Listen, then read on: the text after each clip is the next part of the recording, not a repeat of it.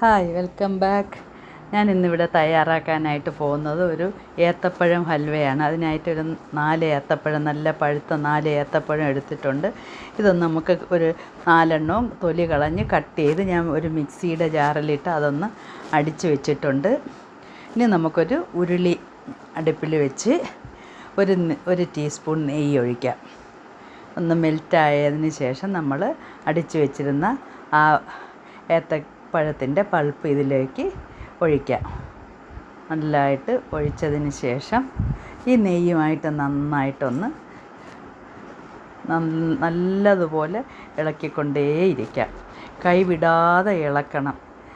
ഇത് അടിയിലൊന്നും പിടിക്കില്ല, നെയ്യുള്ളത് കൊണ്ട് അടിയിൽ പിടിക്കില്ല. പിന്നെ ഞാനൊരു 1/2 കിലോ ശർക്കര പാനിയാക്കിയത് എടുത്തിട്ടുണ്ട്. അത് ഇനി ഇതിലേക്ക് ഒഴിക്കാം.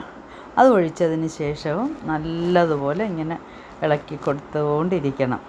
ഹൽവയെന്ന് പറയുമ്പോൾ നമ്മളിങ്ങനെ കൈവിടാതെ ഇളക്കിക്കൊണ്ടിരിക്കാനുള്ളൊരു സാധനമാണ്. ഇളക്കി കഴിഞ്ഞ് ഇനി ഇടയ്ക്ക് ഞാൻ ഒരു പ്രാവശ്യം ഒരു ടീസ്പൂൺ നെയ്യ് ഒഴിച്ചായിരുന്നു. അത് കാണിക്കാൻ പറ്റിയില്ല. ഏതാണ്ട് ഒരു മണിക്കൂറോളം നമുക്കിതിന് സമയമെടുക്കും. പക്ഷേ ഇതിൽ വീഡിയോ കാണിക്കുന്നത് ഒരു 5-6 മിനിറ്റേ ഉള്ളൂ. ഇനി ഞാനൊരു 1 കപ്പ് ഗോതമ്പ് മാവ് ഒരു 2-3 ടീസ്പൂൺ വെള്ളത്തിലൊന്ന് കലക്കി ഇതിലോട്ട് ഒഴിച്ചിട്ടുണ്ട്. കാരണം ഇത് നന്നായിട്ട് ഏത്തപ്പഴം നല്ലതായിട്ട് നെയ്യിൽ കിടന്ന് നല്ല വരണ്ട് വന്നതിന് ശേഷമാണ് ഞാൻ ഗോതമ്പ് മാവ് ഒഴിച്ചത്. അത് കഴിഞ്ഞ് നന്നായിട്ട് ഇളക്കിയതിന് ശേഷം വീണ്ടും ഒരു ടീസ്പൂൺ നെയ്യും ഒഴിച്ചിട്ടുണ്ട്. അതിന് നന്നായിട്ട് വീണ്ടും നമുക്ക് നല്ലതുപോലെ ഇളക്കിക്കൊണ്ടേയിരിക്കാം.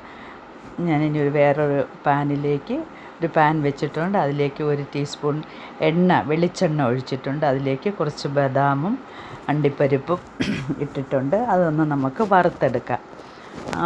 അത് ഒരു അടുപ്പിൽ വറുത്തെടുത്തതിന് ശേഷം നമ്മൾ ഏത്തപ്പഴത്തിൻ്റെ കൂട്ട് ഏതാണ്ട് നല്ലതായിട്ട് വന്നിട്ടുണ്ട്. ഇതേ രീതിയിൽ വന്നിട്ടുണ്ട്.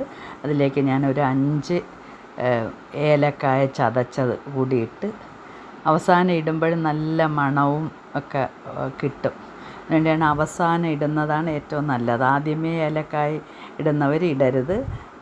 ഇറക്കാറാവുന്ന സമയത്തെ ഏലക്കായ ഇടാവും. എന്നിട്ട് അതൊന്ന് നല്ലതുപോലെ കലക്കിയതിന് ശേഷം ഞാനൊരു 3 വെങ്കലത്തിൻ്റെ ബൗൾ എടുത്തിട്ടുണ്ട്. അതിലേക്ക് കുറച്ച് നെയ്യ് പുരട്ടി 3ലും നല്ലപോലെ കവർ ചെയ്ത് നെയ്യ് ഇങ്ങനെ ഇതുപോലെ പുരട്ടി നമ്മൾ ഈ ഏത്തക്കയുടെ ഹലുവയുടെ കൂട്ട് ഇതിലോട്ട് ഇടാം. 3 ഉള്ളു വെച്ചിട്ട് നമ്മൾ ആ അണ്ടിപ്പരിപ്പും മുന്തിരിങ്ങയും അണ്ടിപ്പരിപ്പും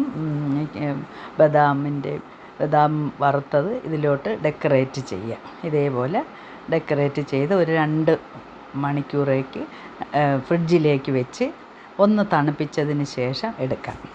തണുത്ത് കഴിഞ്ഞിട്ടുണ്ട്. 2 മണിക്കൂർ കഴിഞ്ഞതായി എടുത്തിട്ടുണ്ട്. ഇനി ഇത് നമുക്കൊന്ന് ഇളക്കി ഞാനൊരു ട്രേ എടുത്തിട്ടുണ്ട്. അതിലേക്ക് ഇതൊന്ന് വയ്ക്കാം. നല്ല ഷേപ്പിന് തന്നെ കിട്ടിയിട്ടുണ്ട്. നല്ല പരുവും കിട്ടിയിട്ടുണ്ട്. നല്ലതായിട്ട് വന്നിട്ടുണ്ട്. നിങ്ങളെല്ലാവരും ഇതൊന്ന് ചെയ്ത് നോക്കണം കേട്ടോ. കുട്ടികൾക്കൊക്കെ ഭയങ്കരമായിട്ട് ഇഷ്ടപ്പെടും ഇത്. കുട്ടികളിങ്ങനെ ഏത്തപ്പഴം തിന്നാൻ ഇഷ്ടപ്പെടാത്തവർ ഇതുപോലെ നമ്മൾ ഹലുവ ഉണ്ടാക്കിയിട്ട് ഇതിൽ നിന്നൊരു പീസ് എടുത്തിട്ട് ബ്രെഡൊക്കെ എടുത്തിട്ട് അതിലോട്ട് കട്ട് ചെയ്ത് അതിലിങ്ങനെ തേച്ച് പിടിപ്പിച്ച് ഒക്കെ കൊടുത്താൽ കുട്ടികൾ കഴിച്ചോളും. അപ്പം എല്ലാവർക്കും ഇഷ്ടപ്പെട്ടെങ്കിലൊന്ന് ലൈക്കും ഷെയറും സബ്സ്ക്രൈബും ചെയ്ത് സപ്പോർട്ട് ചെയ്തേക്കണേ. ഓക്കേ.